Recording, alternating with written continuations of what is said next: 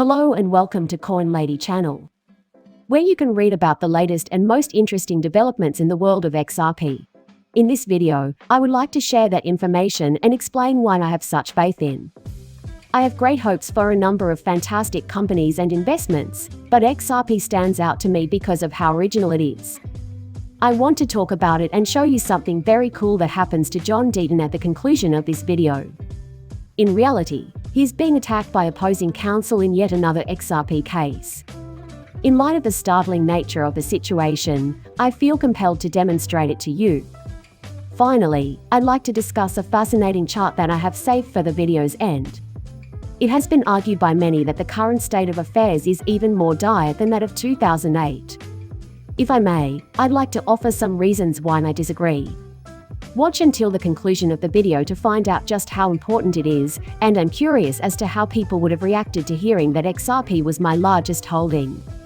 I use dollar cost averaging to buy stocks, bonds, and other assets I believe in over time, with XRP currently serving as my biggest and fastest growing holding. Instead of attempting to time the market or engaging in wacky technical research, I simply follow macro patterns, buy in and hold for extremely long periods of time, and let the investment ride. Even though I enjoy diversifying my portfolio, my primary emphasis lies on the areas in which I have the most experience and expertise. Obviously, I have other assets and fairly substantial positions, but XRP is a little different because I bought Tesla stock when it was quite cheap. As a result of my hard work and dedication, I have risen through the ranks and am now in a pretty important position within it. In addition to Quant, I also have a few other coins. On top of that, I regularly spent between $8 and $10 on items.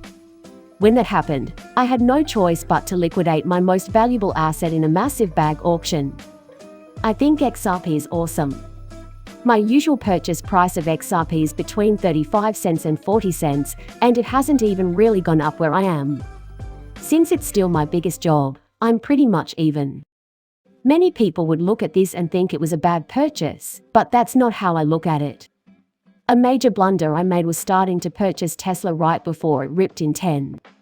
Next, I didn't have enough opportunity to really establish myself and advance in my role. Something similar occurred when I bought Quant, and some people find that to be ideal. If getting rid of it were all I cared about, I'd do it now. I'm finished for the time being, but that's not how I usually do things. I have never sold any of my Tesla shares since I first started buying them, and some might say that this was a mistake given that I didn't sell at the top. But I can't think about it that way. I have no issue discussing the ups and downs of owning Tesla stock, and I hope to still be a shareholder in the company 10 years from now. I've noticed that with XRP, I'm receiving more value for my money than ever before, on average, every day that I buy it. I finished it for the same price last month. I finished that task 6 months ago. Since I have extra time on my hands, I can learn more about XRP and its potential benefits. For me, XRP is a fantastic purchase right now because my optimism about it increases daily while the price stays the same. Every day, I see developments in the basics that have the potential to completely alter the playing field, yet this is not reflected in the market. Since I always planned on this being a long-term investment, I am in no rush for the price to represent my expectations, and this is just the mindset I have developed over the years as an investor. It's a tricky part of buying, but there's a method to the madness. In addition, having some background knowledge is useful for understanding how some of this stuff functions. You hear a lot about how folks just want to buy an asset and sit on it the rest of the day. Allow me to say that it is incredibly satisfying to succeed financially. In retrospect, however, it's easy to see that you didn't give yourself nearly enough time to achieve the position you wanted by acting as you did in the past. Now, I think XRP will succeed in the long term whether or not others do. The main thing I made sure not to do was make the same mistake I did with Quant and Tesla, which was to not build the position to the size I intended it to be because it ripped so fast. Since this is one of XRP's most distinguishing characteristics, I'd like to share a film by Darren Moore Jr., another of my favorite experts in the field. And I think the fact that these kinds of things happen every day only makes me more optimistic. My faith in XRP as an investment increases daily. And that's why, as my collection grows, that's where I'm putting most of my attention. If you're looking for something to observe that will leave you feeling good, I think you'll like this. Take heed of this. Well, in October of last year, the committee chaired by the Treasury Secretary released a report that looked into the possible effects of crypto asset activities on financial stability. I'm just writing to let you know that I've joined the Ripple board of directors. Crypto has been in the press a lot recently, as you well know. For those unfamiliar, Ripple is the ticker symbol XRP. Rosie Rios always gets XRP and Ripple mixed up. Executives from Ripple are quick to point out that their business is named after the digital asset it created, XRP. Gary Gensler's close companion Rosie works closely with the authorities and is a regulator herself. The significance of partitioning the digital asset from the company is not lost on her. In spite of this, she consistently confuses one for the other. This indicates that she is very confident that the SEC will do nothing. As the 43RD treasurer, she validated $100 notes. She holds Janet Yellen in the highest regard as a friend. She's well connected in the capital city. Our new SEC head, Gary Gensler, is someone I've known for a long time, is a good friend of mine, and is an excellent choice for the position. One who formerly held the position of treasurer. The Treasury Department is happy to have Rosie Rios back. Rosie has a serious political addiction. For Gary Gensler, working for the Treasury is a dream position. I have no doubt that Rosie will be an asset to his professional life.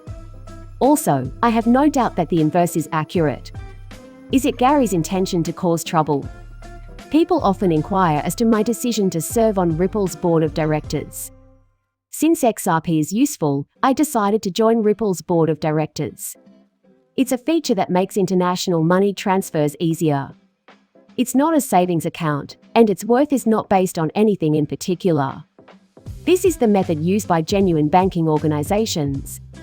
Given XRP practical applications, she felt compelled to join the Ripple board. In the banking sector, this is the norm. Not valuing it depends on who you ask. It can be used for international transactions. In particular, international money transfers. That means that time and money are now measured in milliseconds and pennies. I think that sums up the future perfectly. This is an event, and I don't want to say that word again. For this reason, this cryptographic usefulness is of paramount significance. That's a great illustration of what I've seen, and it inspires me much more than XRP. When I first began learning about XRP, Rosie Rios wasn't even on the Ripple board of directors. A former US Treasury official has recently assured the public that XRP will become an integral part of the global banking system. Furthermore, at the same low price as before. In my view, the risk associated with buying XRP right now is much lower than the risk associated with buying the equivalent asset elsewhere. The price has not yet risen to represent the positive developments in the underlying fundamentals of this asset. I trust that you get my point. Here you can get a good idea of my business philosophy.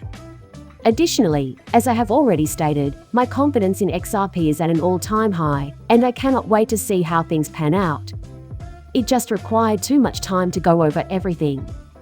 Therefore, I will efficiently complete the next two assignments. In the first case, involving John Deaton, some unnamed investors who allegedly invested as little as $200 in XRP are trying to sue Ripple on the grounds that it is a security. This is the basis for a class action lawsuit that has been filed against Ripple. I assume John Deaton will play a role in that court case. A motion has been filed against John Deaton by the lawyers opposing him and Ripple in their effort to portray XRP as a security. Moreover, this was completely absurd. What they do is basically ring up John Deaton and some made-up lawyer. They argue that the 75,000 zombie investors he purports to represent do not actually agree with his views. They basically launched an assault on John Deaton. And John Deaton replied that it sounds like these plaintiff attorneys have more in common with the SEC lawyers than they do with any kind of legal case. When the word itself is immune to criticism, how could I possibly defend myself against the SEC assault? They do what they should do and target the messenger. They can't defend John Deaton because they don't know what to say. To top it all off, he'll always perform better than them. Attacking him is the only option they have left. Honestly, it's embarrassing because it shows that they aren't taking any of this seriously and are just throwing out a claim in the hopes that a judge will take it without question. It's best to avoid a confrontation with John Deaton at all costs. Please allow me to share that information with you. A situation like this will only make him more infuriated and hostile. To add insult to injury, they made a huge mistake by attacking his integrity in this particular situation. To conclude this video, I will demonstrate you just a brief moment of macro.